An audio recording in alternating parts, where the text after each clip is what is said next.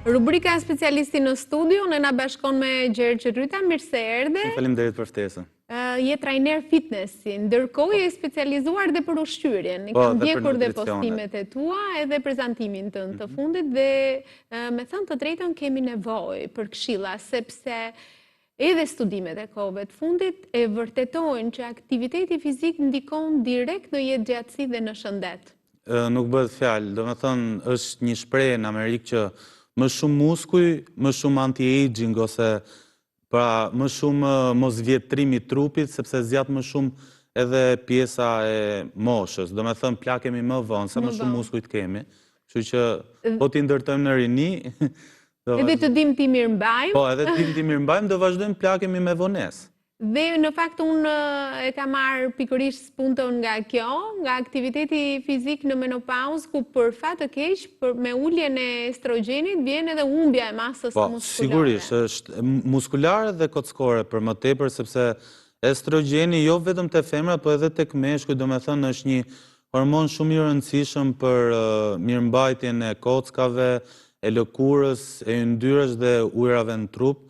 Kështu që normalisht një femër, po flasim pasaj për femërën që jemi te kjo temë, sidomos një femër me menopauzë, domethënë në qoftë se neglizhon pjesën e trajtimit fizik, pra siç mund të jetë një fitness ose një sport çfarë do lloj që mund zgjedhë personin fjalë, dhe sigurisht mirëushqyerja do ketë një jetesë shumë të keqe, le të themi, me pak. Dhe me problematika, sepse është periudhë e njohur kjo kur fillojnë jo vetëm problemet kardiovaskulare, por edhe osteoporoza.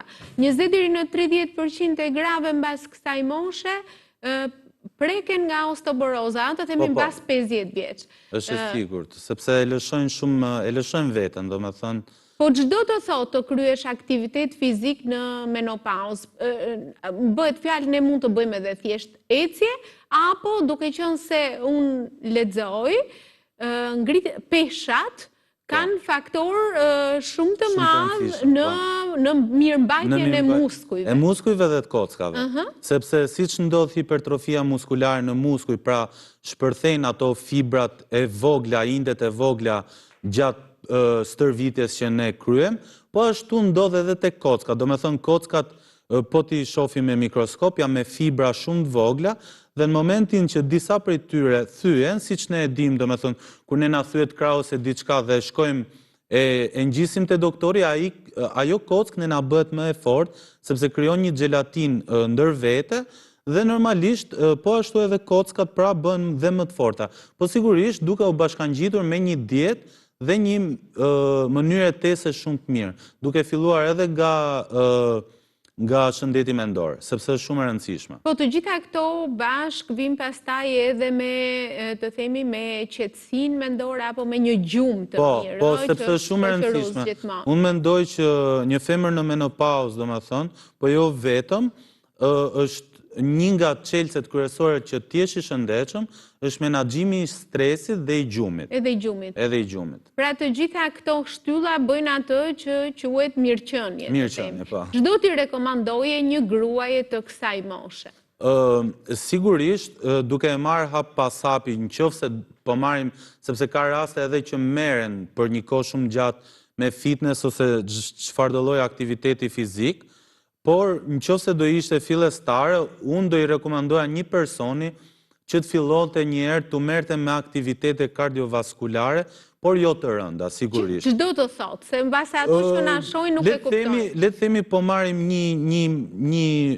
ne kemi hapësirë shumë të mirë, pak në rastin e Tiranës që është liçeni, që mund bëjmë një aktivitet kardiovaskular jo sikur vrapi, por një ecje ose një rendje të shpejtë, me afat kohor, pushim dhe ndalim. Pra, do me thënë ecim për 1 minutë normalisht, dhe 1 minutë e bëjmë një ecje të nxituar. Kjo gjë për diku 30 minuta, shtojmë hapat ditor, për zemrën është shumë e mirë, djegim kalori, dhe sigurisht për hormonet është shumë e mirë, sepse i balancon. Do me thënë, në rastin e femrave që kanë çrregullime hormonale në menopauzë, që është normale, pas të 40-ave plus, i ndihmon për disbalancën hormonale. Më lejo ta përsëris edhe një herë këtë pra 1 minutë ecje normale. 1 me 1, po 1 me 1. 1 minutë ecje të shpejtë. Po, ecje të shpejtë të nxituar. Të nxituar. Pra, për diçka fillestare po flasim, sa ta filloj javën e parë. Javën e dytë mund të shtoj, pra këtë mund ta bëj 3 herë në javë, javën e dytë mund të shtoj 1 javë ekstra ku mund të jenë sporte stretchingu siç është yoga ose pilates, që kanë dalë tani më, do me thënë, shumë të njohura, janë goxha të mira për këtë moshë, sepse streqimi i muskujve e ndihmon shumë, është një farë hipertrofie, pra një dëmtim i vogël muskular, po pa ngarkesë shumë të madhe si që janë peshat. Dhe pas një muaj ose diçka mund të kalojnë edhe duke shtuar një aktivitet fizik, si që janë peshat, 1-2 herë në javë, plus dhe ato që përmendëm. Me qënë se përmënde yoga dhe pilates dhe stretching, edhe stretching i thjesht ma dhe kontribon në ruajtjen e masës muskulare. Pra niset me kardio, vazhdohet me stretching, yoga o pilates, duke shtuar dhe peshat. Dhe gjdo të thot të kryesh aktivitet fizik me peshat. Ti duhet të ngresh si në bazë të trupit, si cilat janë? Ideja është fatmirësisht ne në Tiranë, në Shqipëri, edhe kudo, edhe në treva, do me thënë që kemi ngjitur si Kosovë dhe Maqedoni, ne kemi fatin e mirë që palestrat janë me instruktor. Pra, do me thënë, kemi dikë aty që na ndihmon, sepse jashtë nëpër Europës e në Amerikë duhet t'i paguash ekstra, kurse ti e ke pjesë të pagesës të sallës, dhe personi në fjalë të ndihmon që ti të minimalisht të ekzekutosh mirë ushtrimet. Pra e kuptova që ti duhet patjetër të bësh një herë një program dhe më pak të ndjekësh atë. Sigurisht, paktën për 2 herë në javë, pra pjesën lart, një herë pjesën lart, një herë pjesën poshtë, është më si mjaftueshme nëse ndjek edhe këto të tjera që përmendëm më përpara. Por është dikush që e ka iniciativën dhe i bën vetë këtë aktivitet. A mjafton për shembull ngritje peshave të themi me dyshishe uji apo le t'japim disa këshilla më konkrete për ata që mbase jo të gjithë e kanë mundësinë për të shkuar në palestra. Mundësinë dhe dëshirën. Ka persona tani po hapet koha, ju pëlqen më tepër të kryejnë aktivitet fizik në natyrë. Fatmirësisht ekzistojnë ushtrime që mund bëhen edhe me peshën e trupit. Pra po duke i bërë si cirkuite, në formën e asaj që thamë për hecjen, pra me 1 minutë, me interval 1 me 1, pra 1 minutë pushim dhe 1 minutë... Frymëmarrje shpejtë, ecje shpejtë. Po, 1 minutë pushim dhe 1 minutë aktivitet, pra mund bësh 1 minutë squat, pra pa ndalim dhe pushon 1 minutë. Pastaj vazhdojmë 1 minutë një ushtrim tjetër me peshën e trupit, siç mund të jenë jumping jack. Më falë se nuk e kuptova, çdo të thot kjo me peshën e trupit?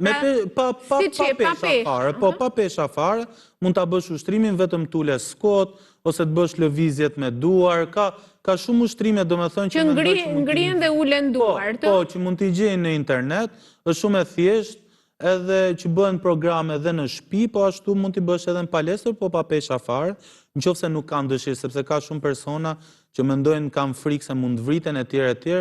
Ose ekzistojnë edhe këto programet me një pagesë super tullët që ti mund të marrësh video, programin për një afat kohë 6 javor, 12 javor, që rëndësi ka, me video të iluminuara që ti mund t'i kesh për në shtëpi. Nga puna jote përditshme, sa e ve këtë interes të këtyre grave, sepse mos harrojmë që kemi të bëjmë jo me një moshë të re që ka ato entuziazmin. Unë mendoj, me thënë drejtën, unë mendoj që më shumë ka interes kjo moshë se sa mosha e re, sepse mosha e re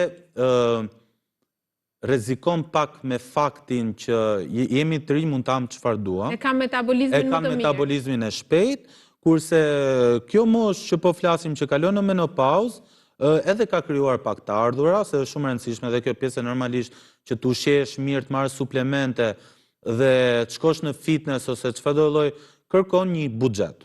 Duhet të jemi realist për këtë, sepse është mirëmbajtje. Siç mund të shkosh me mirëmbajt flokët, fytyrën me make-up etj. Ka një kost. Kjo ka një kost, nuk mund ta shmangim këtë pjesë, sepse të ushqesh mirë ka kosto, sidomos në ditët e sotme.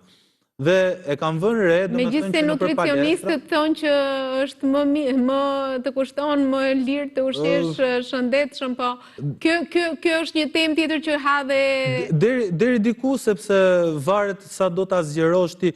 Nëse do bazike dietën, okay, e kuptoj, po ka njerëz që mërziten shumë me 2-3 surse. Kështu që dëshirojnë surse të ndryshme, siç mund të jetë peshku, mishi i kuqe. Pra varietet, kërkojnë varietet. varietet. Janë gjërat shtrenjta dhe normalisht kërkojnë buxhet. Nëse do ta kombinoni me aktivitetin fizik siç e përmendëm, pra kardion, pilates, yoga. 2 herë pilates, 1 herë ose 2 herë pilates edhe 1 herë ose 2 herë fitness. Pra ju thoni që një aktivitet fizik në përditshmëri duhet për ditë. Duhet për ditë sepse në moshën e tyre trupi, le të themi, në thonjza janë duke i vdekur qeliza dita ditës. Kështu që metabolon më pak, të themi metabolon më ngadalë. Metabolon më pak, po ideja është që ta zgjojmë atë. Do me thënë, ne kemi mundësi, sidomos në perëndim në Amerikë, po mundohen që kësaj lloj moshe, sikur meshkujt edhe sikur femrat, i trajtojnë me terapi hormonale. Do me thënë, zvendësuese. Dhe është zgjedhje në fakt. Sikur të meshkujt që kanë TRT, që quhet testosteron replacement therapy, kanë edhe rasti i femrave që kanë hormone replacement therapy, pra zëvendësues hormonal, mund t'i marrin në formë orale, në formë injeksioni, por të ne normalisht... Po të gjitha këto bëhen në mbikëqyrjen e mjekut, gjithmonë, sepse ajo nuk është një zgjidhje personale dhe për të caktuar dhe për të parë një arsye nga ana shëndetësore për sa i përket aparatit hormonal apo aparatit riprodhues dhe më pas edhe për problematika që mund të pastaj jepet sugjerimi, por që sipas studimeve, do me thënë, të dyja palët, si meshkujt dhe si femra, duke kaluar 40-at, i kanë këto hormone shumë tulta, sidomos 5 vitet që po flasim, sepse është stresi shumë herë më i madh dhe më i akumulueshëm. Pra nga puna e tepërt që bëjmë, normalisht nga buxheti monetar që duam nxjerrim muaj pas muaj. Nga vetjeta, nga jeta frenetike. Nga vetjeta është më e rëndë se më përpara, pra kemi shqetësime më të mëdhaja tani se sa dikur. Po, është rritur nga arkesa dhe të themi edhe të gjitha ato që kaluam si pandemia, po të vetit çojnë dhe përkthehen edhe në problematikat të shëndetit mendor. Femrat me menopaz, do me thënë, duhet të trajtohen me suplemente gjatë gjithë vitit, do me thënë, siç mund të jetë D3 që i ndihmon shumë tek pjesa hormonale, magnezium, zink, dhe po ashtu omega-3 që është shumë i rëndësishëm edhe për sistemin kardiovaskular edhe po ashtu për hormonet. Edhe një studim i fundit edhe për anti-aging. Po, sigurisht. Edhe kolagjenin ndihmon shumë. Megjithatë edhe unë edhe për pjesën siç edhe për pjesën e terapisë zvendësuese hormonale dhe për pjesën e suplementeve i këshilloj të gjithat patjetër që e para të bëjnë një dozazh dhe një matje të nivelit të tyre në trup dhe më pas dhe të këshillojnë patjetër me një mjek, sepse edhe gjithë ideja e gjithë vitit me suplemente mbase do dhe ajo organizuar, do një lloj organizimi. Sigurisht, po duke, do me thënë, sa më e lartë jetë kërkesa, aq më e lartë do jetë edhe kostoja, sigurisht, se po ta bësh sa më perfekte këtë që po flasim, normalisht kostoja rritet. Sepse nëse do ti mund shkosh me një klasë pilates, po nëse do ti mund paguash edhe një trajnere personale për pilates. Kështu që ti mund bësh analiza një herë në vit, po mund t'i bësh dhe herë në 3 muaj. Pra varet sa e ke ti buxhetin.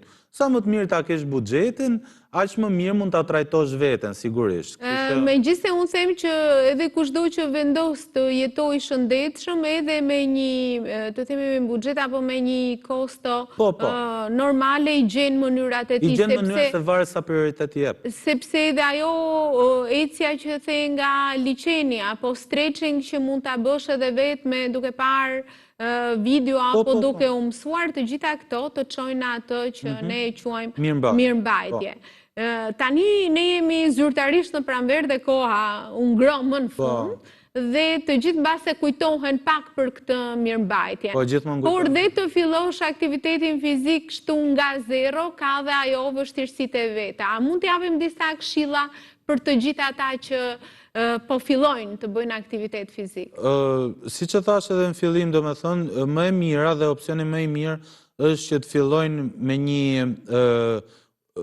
me një aktivitet kardiovaskular, pra që të kujdesen për mirëmbajtjen e frymëmarrjes, sepse si që dim, duke kaluar në atë në moshën e menopauzës, është pak e vështirë edhe pjesa e frymëmarrjes, sepse nëse e le veten pas dore, normalisht edhe trupi të le ty pas dore. Do me thënë, në momenti që ti i le aktivitetin nëse ke bërë më përpara, të dyfishohet risku dhe bësh ti akoma me i lodhur në përditshmërinë tënde, nuk merr frymë mirë, mund të shtosh peshën shumë kollaj, sepse trupi jot është mësuar me një mirëmbajtje dhe një aktivitet shumë të mirë. Momenti që ti e fillo nga fillimi, do një farë kohe që trupi ta marrë veten dhe shumë mirë mund të shkoj edhe aty ku ishte. Ndoshta jo para 10 viteve, po mund të kesh një trup shumë të mirë në moshën që të... Po nëse ja drejtojmë të gjithë popullatës, në base të gjithë duan, tani është pranverë dhe duan të fillojnë një aktivitet fizik, çfarë duhet të kenë parasysh? Le të flasim, le të kapemi pak me pjesën për personat mesatarë, si që e the dhe ti që ndoshta s'kan mundësi, mund të kalojnë 3 herë në javë nga liçeni dhe mund të bëjnë pjesën si që folëm me ecje 1 me 1, mund dalojnë diku ku kanë hapësirë dhe mund të bëjnë dhe 30 minuta ose 20 minuta të tjera ushtrime vetëm me peshën e trupit, i duhet vetëm një tapet ose një batani ose diçka që mos bëhen pis dhe mund ta kryen atë. Sigurisht çelësi i një fiziku të mirë si nga jashtë dhe si nga brenda, do me thënë, është që të ushqemi mirë, kështu që duhet kujdesemi sepse 1 orë, ndoshta 30 minuta, 1 orë, ne nuk na del për të pasur pra më të mirën tonë, duhet gjatë gjithë ditës, duhet kemi një gjumë të plotë dhe një stres shumë të menaxhueshëm. Të përpiqemi të menaxhojmë stresin pra dhe... Shumë e rëndësishme, sepse po u rrit kortizoli... Sado që duket e lehtë në të thënë, pastaj në praktik është e vështirë që të jepen dhe formula, por në fakt të gjithë të ftuarit e përsërisin që çelësi është gjetja e një balance. Sepse duhet ta menaxhojmë, sepse nëse stresi akumulohet shumë në trupin ton, prishen hormonet. Nëse prishen hormonet, do na prishet metabolizmi dhe kalojmë direkt në shkatrim. Mirë, ato këshillat konkrete i tham, edhe me atë të themi nisje 1 minutë me ecje normale, 1 minutë me ecje të shpejt, një gjysmore, pastaj të mundoheni ti koordinoni edhe me yoga dhe me pilates dhe për të përfunduar me ushtrimet. Ndoshta edhe një stretching i thjeshtë, nëse s'kan mundësi të bëjnë yoga dhe pilates, sepse është pak kategorie vështirë dhe duhet dikush te koka, po nëse nuk kanë mundësi për dikë që t'i rritë koka, një klasë ose diçka, normalisht mund bëjnë dhe stretching bazik në shtëpi që mund gjenë thjesht video nëpër internet. Është shumë e thjeshtë. Po nëse kalojmë te një grup moshe tjetër të rinjt dhe aktiviteti fizik dhe sidomos marrja e suplementeve, tek dhe flas për proteinën. Cili është roli i proteinës në organizëm dhe a bëhet kjo pa rekomandim? Sepse vëre që edhe kanë iniciativa personale dhe konsumojnë, dhe në base çdo gjë e bërë kështu mund në vend që të përmirësoj edhe dëmton, të themi. Duke qenë se suplementet, pra çdo lloj suplementi shitet në treg të lirë, sikur edhe në supermarket, mund shkosh në një supermarket shumë të madh dhe mund gjesh suplemente të tilla siç mund të jenë proteina, kreatina, aminoacidet, gjë që është krejt normale sepse këto ushqime, këto lëndë nutriciones ne mund t'i gjejmë dhe tek ushqimet. Pra, diçka që ne e gjejmë te ushqimet, në rastin e pjesës shtazore, siç mund të jetë mishi i kuq, pula, peshku etj, në forma shumë të larta, pra në përqindje shumë të larta, shumë mirë mund ta gjejmë edhe në formën e pudrës, që përkthehet nga hira e qumshit dhe është e përkthyer thjesht në pudër.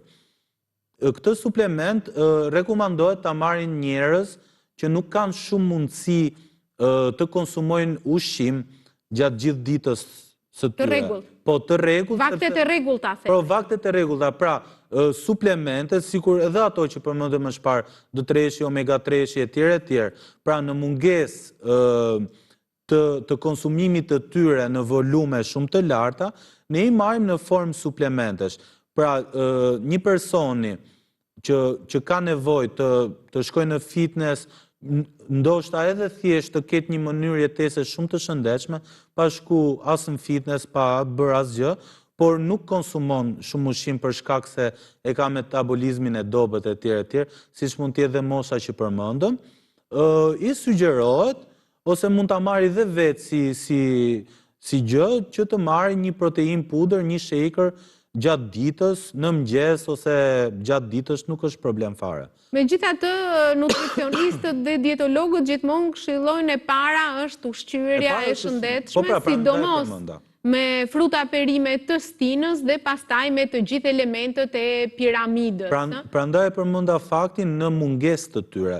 Pra, do me thënë, suplementet nuk janë të domosdoshme, por janë të nevojshme. Të nevojshme. Pra, do me thënë, ndahet pak puna, sepse i domosdoshëm është ushqimi, por në mungesë të saj, sepse ka njerëz që nuk kanë dot. Unë, për shembull, pas palestre, e kam pak të vështirë të ha një vakt të bollshëm, për nevojat e mia flas.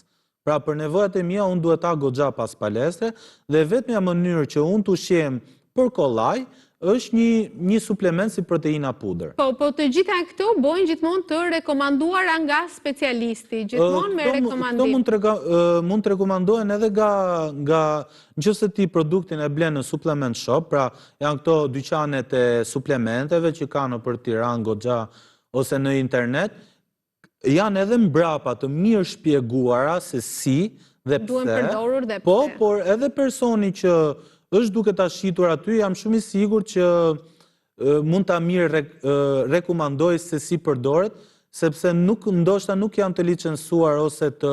Gjithsesi, unë them që këshilla më e mirë është patjetër me rekomandimin e profesionistit, sepse... Sigurisht, po suplementet mund pihen në formë të lirë, siç ta thash, mund pihen nga çdo person pa pyetur askënd. E vërtetë është kjo, sepse nuk do i ndodhi asgjë. Është sigurt konsumosh në fund ditës 100 gram fileto pule më shumë. Po, por e para ushqyerja e rregullt dhe pastaj është gjithmonë edhe nevoja për suplemente me dozazhet e caktuara, sepse na dëgjojnë gruponsha të caktuara dhe siç i ka nevoja, ne duke qenë se jemi unik në llojin tonë dhe nevojat edhe për suplemente i kemi të personalizuara. Nuk diskutohet. Pra, unë e kam vënë re, domethënë që njerëzit i përdorin pothuajse njësoj, duke kopjuar njëri tjetrin, kur nevoja mund të jetë e ndryshme.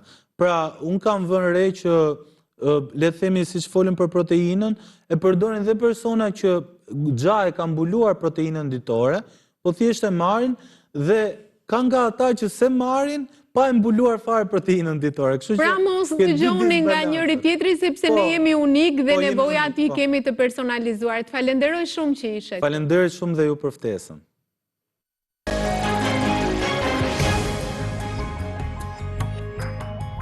Kjo ishte Klinika 24 edhe për sot, ju ftoj të gjithëve të na ndiqni të shtunën e ardhshme.